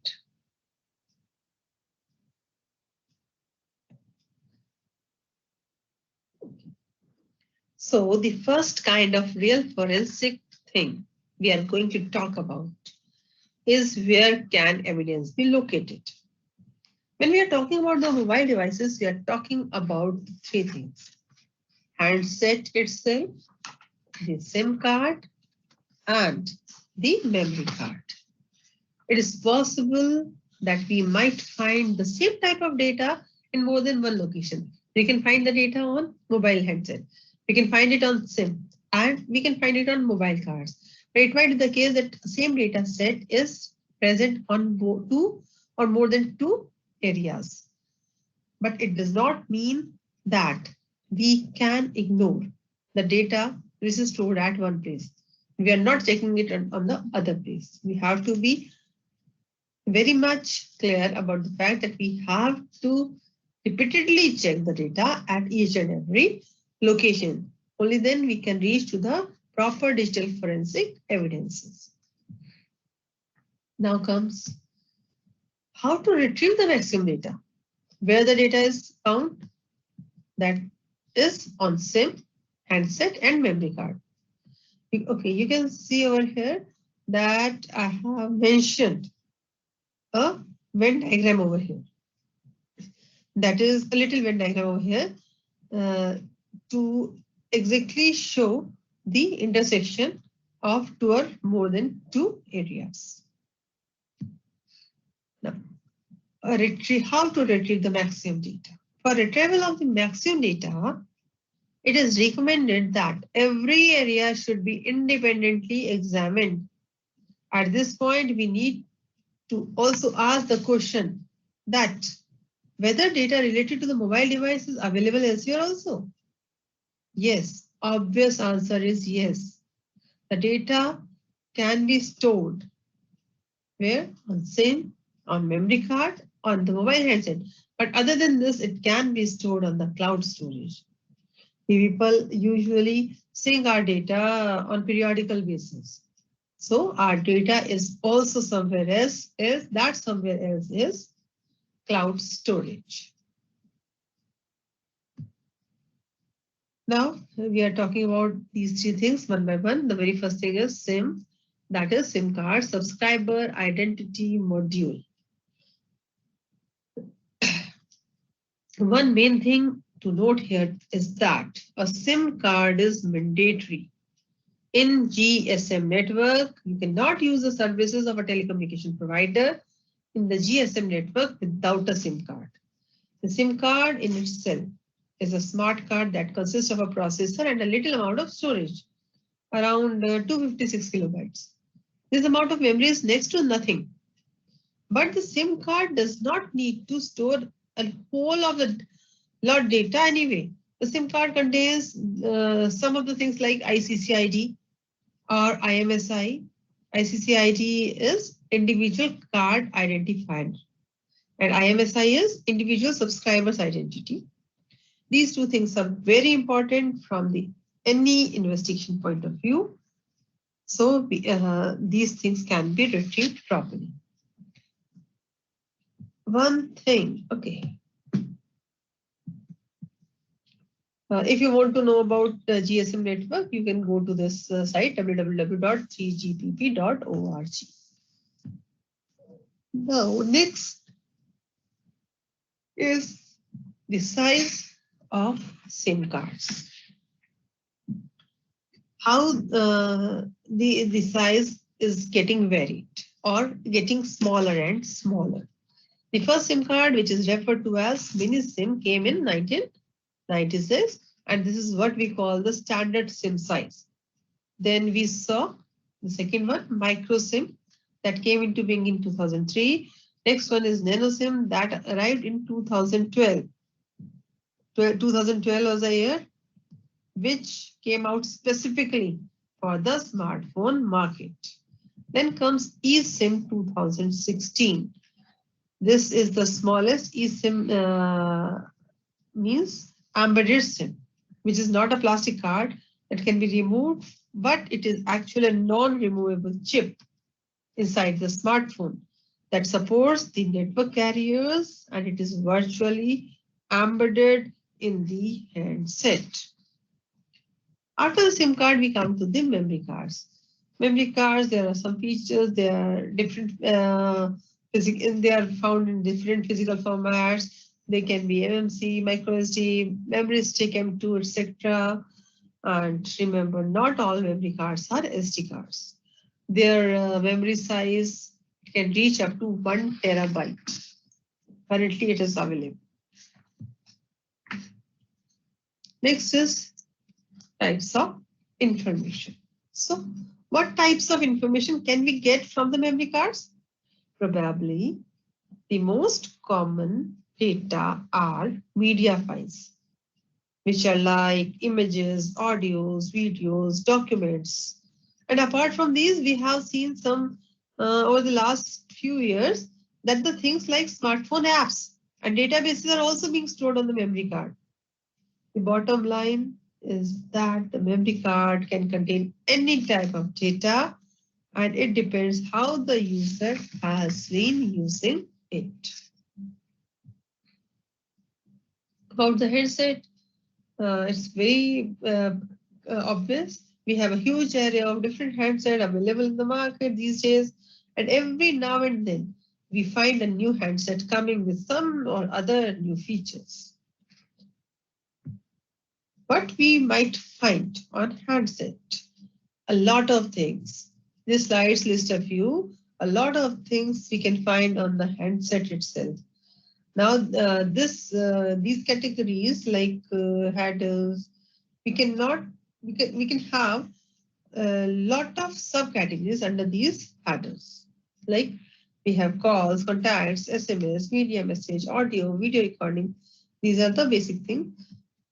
And now these are the subcategories. One more thing, there's a tool that is XAMN, subcategories viewed in XAMN. In this, use via this tool, you can see the subcategories.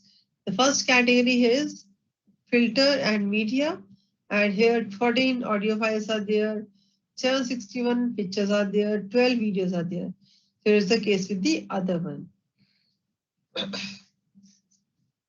Now, okay, looking at this, you can also understand that a lot of data can cascade down into different categories. Okay, dealing with the live device. When we talk about the handset and how we are going to go about recovering data from these handsets, we can see the actual difference between computer forensics and mobile forensics. In traditional computer forensic, what we can do, we can isolate a hard drive from the power source, make an image of that hard drive, and then do the analysis on the image rather than not touching any data on the actual hard drive. It can be a little bit more complicated than that with the mobile devices. Because if you are performing a basic standard logical extraction of the handset, the vast majority of handsets needed to be switched on in order for the forensic software or the tool to interact with the phone. And if we leave the original SIM card in the handset's likely to stay connected to a network, whether it's a feature phone or a smartphone. So next is network isolation is crucial. So we need to consider network isolation techniques. There are various ways of doing this, and we are all aware of this. Things like removing the SIM or enabling the flight mode, disabling the Wi-Fi and Bluetooth, etc. These are the ways to isolate a phone. So these looks like simple steps. But it is of paramount importance that the investigator performs this at a priority basis. Isolation is the very first thing that you have to do before examining the phone. Okay, this is Faraday bag. What does it do? A Faraday bag is designed to shield a mobile phone or a small digital device from the radio waves entering the bag and reaching the device, or to stop the radio waves escaping through the bags from the device. Now, an important question is how do we get to the data? We have recognized the handset, we have got isolated from the network. Now the question is, how do we obtain the data?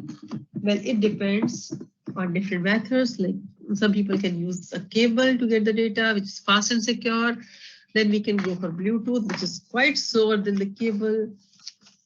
And handset ID should be visible to others, that this Bluetooth device is visible, is available. Wi-Fi is another way, which is slower than cable. Regarding the requirement, you can use one of the connection interface to get the data or to pull the data out. Now, after all these, let us see the challenges of mobile forensics. One of the biggest forensic challenge when it comes to the mobile platform is the fact that the data can be accessed, stored, and synchronized across multiple devices. As the data is volatile and can be quickly transformed or deleted remotely, more effort is required for the preservation of this data. The following are some of the challenges that examiner can face.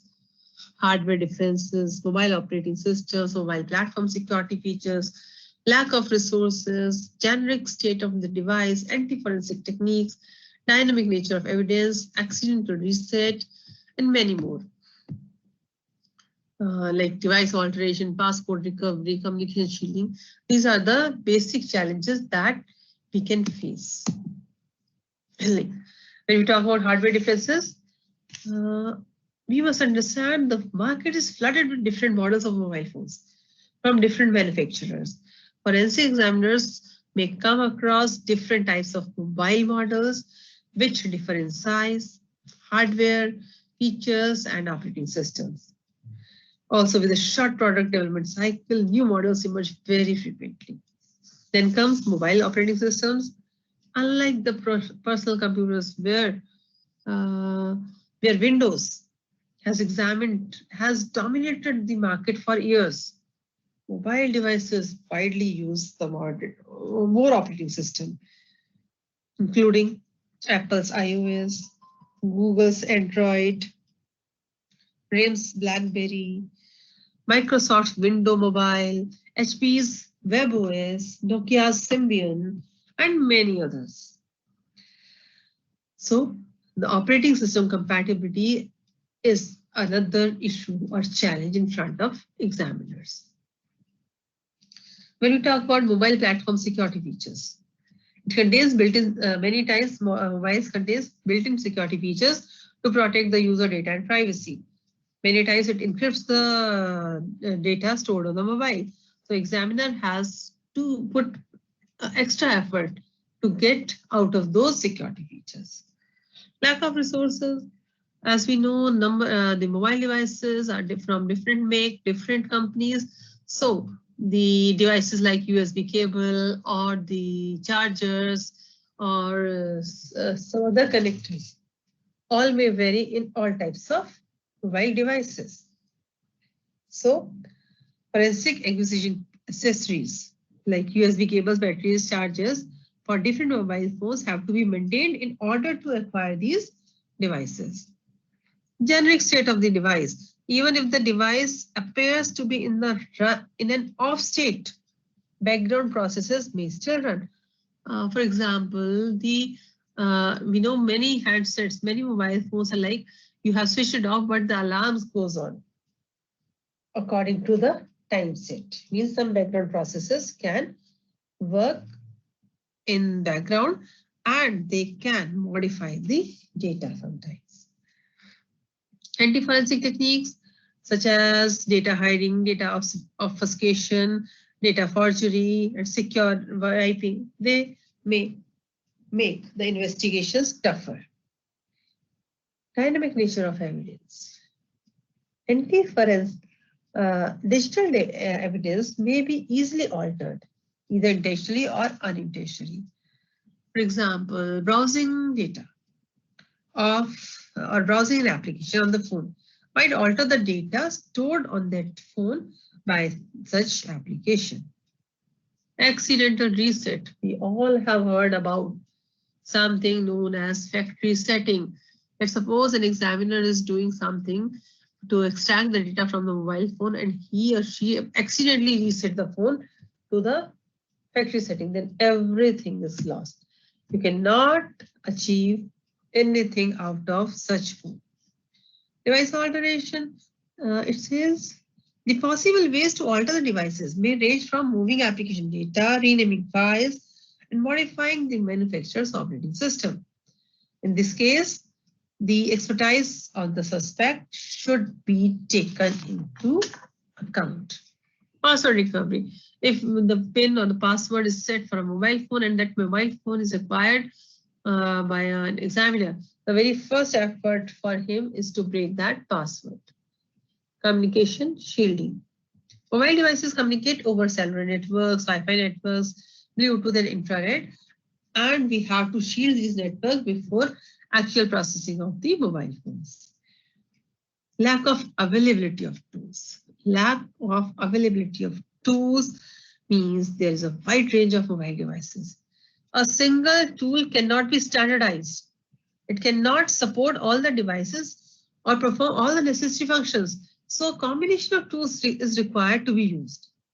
Here the problem, the challenge is to choose the right tool for the particular or specific phone. It is the major challenge over here. Malicious programs. The device might contain malicious software or the malware such as virus or a Trojan. Such malicious programs may attempt to spread over other devices over the wired interface or the wireless one. Encryption, if something has been already encrypted in the mobile phone and the mobile phone is acquired by the examiner, first he or she has to put the efforts to decrypt the things. Legal issues like mobile devices might be involved in crimes which are which can cross the geographical boundaries. In order to tackle such multi-jurisdictional issues, the forensic examiner should be aware of the nature of the crime and the regional laws. After talking about the challenges, we come to the next point, that are tools. Let us now discuss about forensics tools and methodologies for Android mobile devices. Though there are many other mobile operating systems which we are discussing earlier, like iOS, Symbian, MADA, but here we are focusing on Android because it is the most popular mobile operating system currently. In 2 hours, we cannot discuss each and every operating system, so we are focusing on one of them, that is Android. The very first one is AF Logical OSE. OSE is open source software. AF Logical OSE was released in December 2011 and is now hosted on GitHub also. It is a free open source software. It was all available MMS, SMS, contacts, call logs from the Android device. AF Logical OSE is also built into Sentoku Linux, the open source community-driven operating system, which is dedicated to the mobile forensics and the mobile malwares especially. We can see the screenshot of AF Logical. This is the results which we can get after using the AF Logical tool on the Android device. Next is Celebrite. Celebrite UFED. Celebrite is an Israeli digital intelligence company that provides tools for federal, state, and local law enforcement, as well as enterprise companies. Their flagship product series is Celebrite UFED. Currently, Celebrite UFED offers several products and support data acquisition analysis for the Android devices. It is a very popular commercial tool that provides the examiner with both logical as well as physical acquisition support. Even it also supports the analytical platform for the examination of data. Celebrite Physical Analyzer, the analytical platform, these two allows the examiner to keyword search, bookmark, and create a customized report also. We have snapshot of UFED results also. This is the screenshot. Next is Mobile Edit. Mobile Edit Forensics. It is a digital forensic product by Compulsion Lab that searches, examines, and report on the data from GSM, CDMA, PCS cell phones. Mobile Edit connects to the cell phone device via an infrared port or also via Bluetooth link. After connectivity has been established, the phone model is identified by the manufacturer. Model number and serial number are also identified. Data acquired from the cell phone devices are stored in some MED file format. After a successful logical acquisition, the following fields are populated with the data. See what we can get. We can get file folders ranging from the graphic files to the camera photographs, subscriber information, device-specific phone book, SIM phone book, missed calls, last numbers dialed, received calls, inbox, even sent item, even the drafts that we have made. All these things can easily be acquired from Mobile Edit Forensics. Now comes Autopsy. Autopsy is the GUI based upon Sleuth Kit that runs on a window forensic workstation and can be downloaded. It can be downloaded from sleuthkit.org. Autopsy currently provides analytical support for Android devices. Both open source and law enforcement modules are available for Autopsy. These modules provide additional file carving and parsing support for applications and the files found on the Android devices. It has the capability to pull out. What it can pull out? It can pull out the calls, SMS, all chats, pictures, and many more things. Now comes the Android app analysis. After discussing some of the forensics tools available for the Android devices, let us also understand a little bit about Android app analysis that needs reverse engineering. On Android, everything the user interacts with is an application. While some apps are pre-installed by the device manufacturer, some apps are downloaded and installed by the user. Depending on the type of application, most of these apps store sensitive information on the internal memory or the SD card on the device. Using the forensic techniques described earlier, it is possible to get access to the data stored by these applications. This is reverse engineering Android apps. Actually, the examiner may need to deal with the applications that stands as a barrier to accessing the required information. So what is the basic idea behind this is reverse engineering.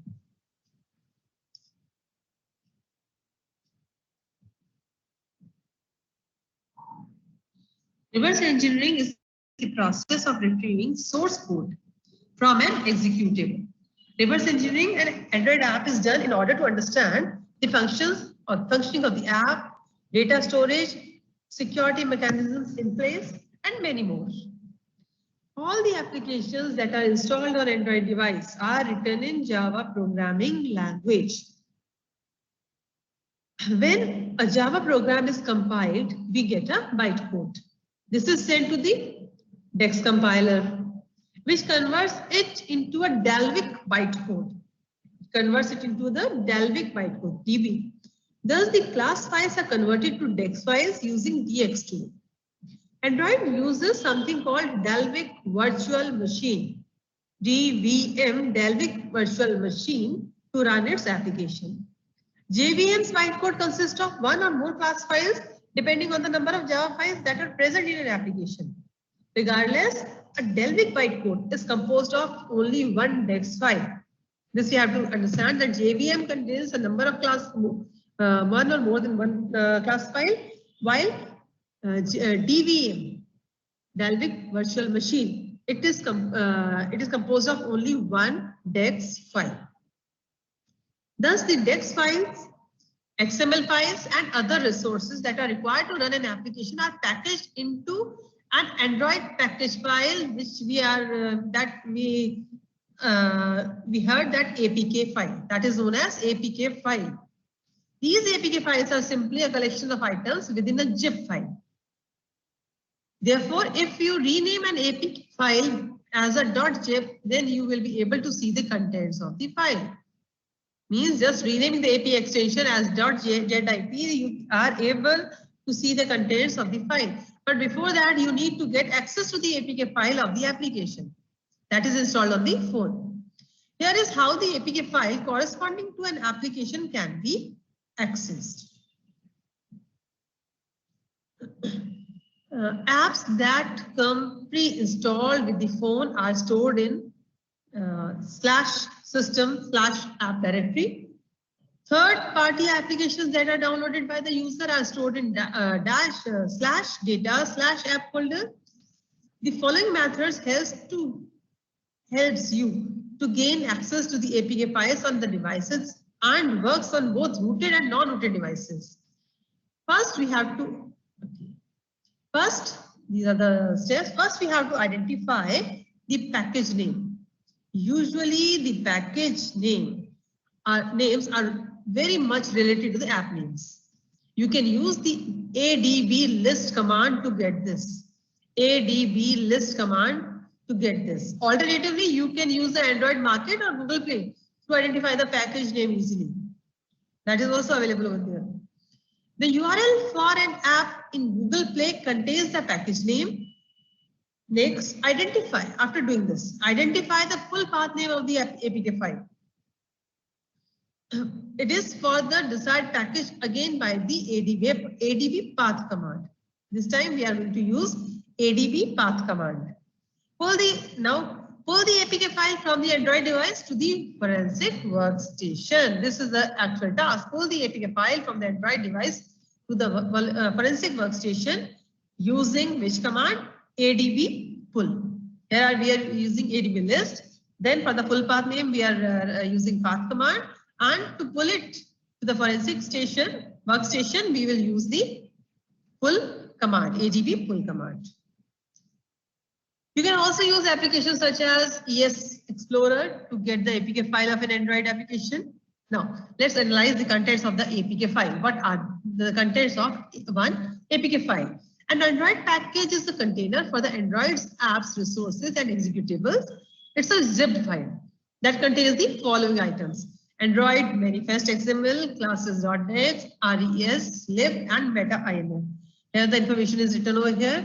The Android manifest XML, it contains the information about the permissions and more. Classes.dex, it contains, this is a class file converted to text file by the DEX compiler. The extension itself suggests the thing that DEX. RES, the application's resources such as the image files, sound files, and many more are present in the directory RES. Then we have the lib. This contains native libraries that the application may use. Next one is meta-inf. This contains the information about the application's signature and sign checksums for all the other files in the package. Once the APK file is obtained, you can proceed to reverse engineer the Android application. Now, we want to reverse the APK file. The APK files can be reverse engineered in different ways to get the original code. Make it sure that reverse engineering means you have to get the original code back from the executable. The following is one method that uses the dex2zar and JDGUI tool, which are freely downloadable to gain access to the application code. For our example, say we want to examine the com.twitter.android1.apk file. com.twitter.android1.apk file. Following are the steps. Okay, to successfully reverse the engineer the APK file, rename the APK extension with .zip. The very first thing is you have to rename it by zip. To see the contents of the file, okay, in our example, rename the com.twitter.android1.apk file to twitter.android-1.zip. Just change this extension and extract the contents of the file using any file archiver application, WinRAR, WinZip, anything you can use. This screenshot shows the file extracted from the original file, twitter.android1.zip. Okay. Now, the classes.dex file discussed in the earlier slide can be accessed after extracting the contents of the APK file. This dex file needs to be converted to a class file of Java. This can be done using dex2zar tool. Download the dex2zar tool from, you can get it from GitHub. Okay, and drop the classes dex file into the dex2zar tool and issue the following command like this: C Android dex2zar -0.0.9.15 due to the j-dex2zar.bat classes.dex-2zar classes.dex classes-dex2zar.jar. I'll provide these presentation to you people so that you can get these links easily. Okay. Now, what will happen? New jar file is finally created.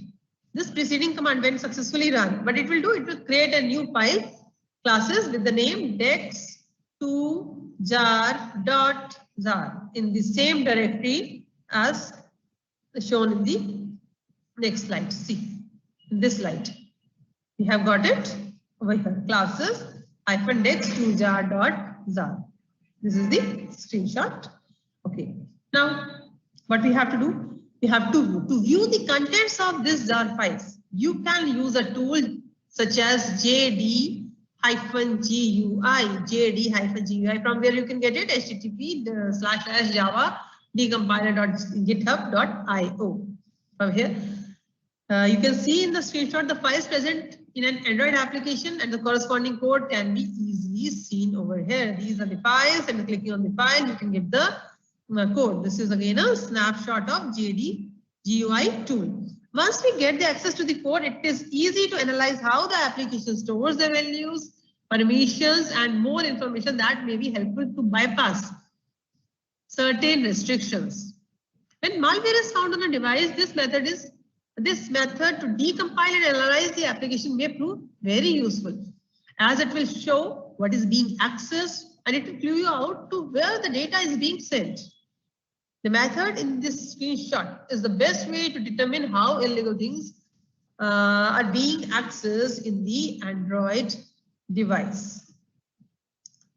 Okay, participants, hope you have enjoyed the session. Thank you, ma'am, for the session. Participants, if you have doubt, you can ask.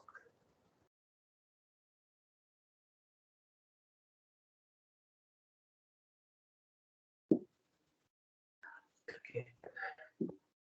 I think no participants have any doubts.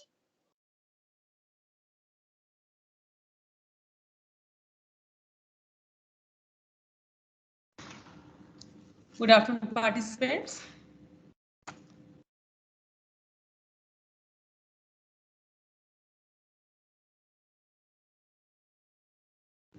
Good afternoon, participants.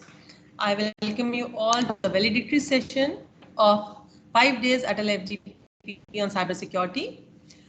It was a great initiative by AICTE, ATAL Academy, to organize such FDPs.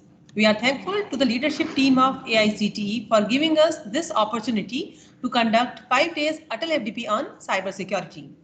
For all the faculty members of Technical Institutes of India, school teachers, as well as industry people.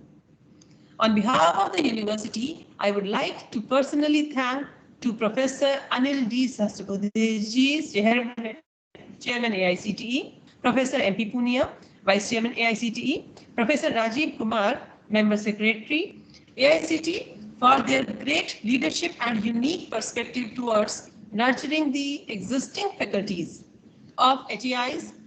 I'm extremely grateful to AICTE for approving this FDP under the ATAL program. The Department of Computer Science and Engineering, Graphical University, acknowledges the role of all the dignitaries in successful conduction of the ATAL program. We would like to thank Chief Patron Professor Dr. Kamal Hunshala sir, our Honorable President of Graphicera deemed to be University, who have provided us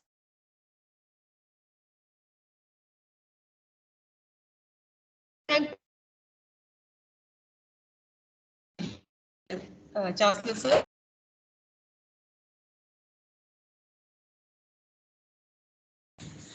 H.N. Nagaraj sir, Vice Chancellor EU, Professor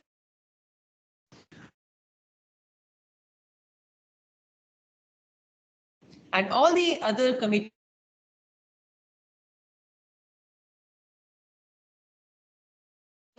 and the resource persons and participants. Dear participants, it's my request to fill the quiz as well as feedback that is provided on the WhatsApp link. You have to fill the feedback which is online available on the ATAL portal. Without that, you are not able to get, without these three formalities, you are not able to get the certificate over there. So kindly fill the feedback form that we have passed on onto the WhatsApp group today. And the quiz you have to attend. The third thing is, the most important thing is you have to fill the feedback on the ATAL portal also. Dear participants, I request you all to switch on your videos so that we can have a group photograph. Kindly switch on your videos so that we can have some snapshots. And if some of you want to give the feedback for this FDP, kindly you can raise your hand so that we can unmute you.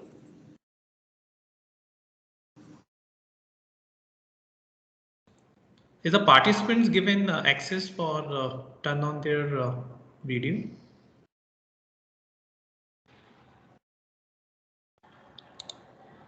Piyush, could you check if we have given access to participants?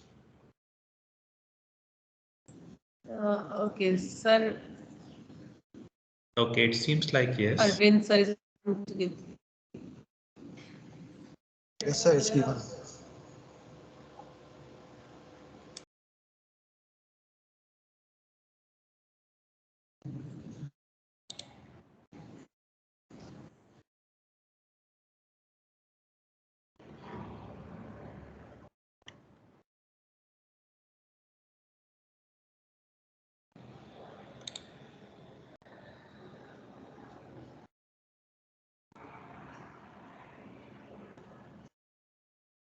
You all also can share your Yeah, just feedback unmute. regarding FDP.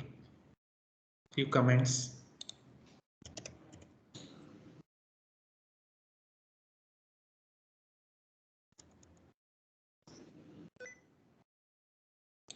Arvind sir, just wait because the network problem is here. We are unmute you.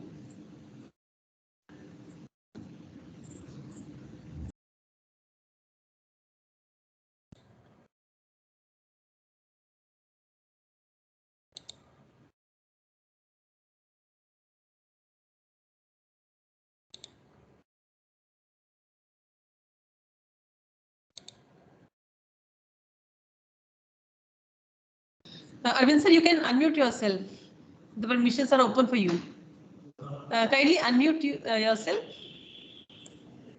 Arvind Kumar sir.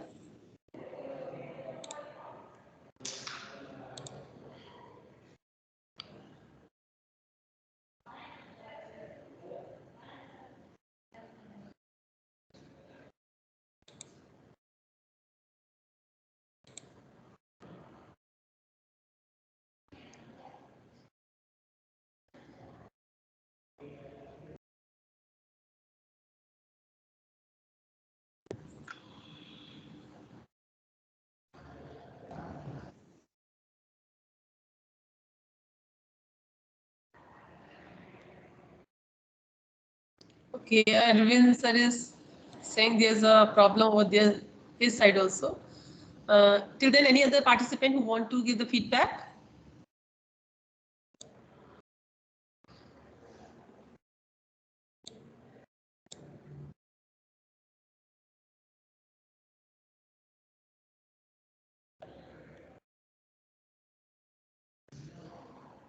Okay, so I think we can end this meeting, and thank you all the participants for joining this FTP. And I hope you have done with your quiz, and if not, you can complete your quiz by 4 o'clock today. And thank you for all for your cooperation. Thank you. Thank you all participants. Thank you, sir. Thank you, Piyush sir. Thank you, Ajay sir.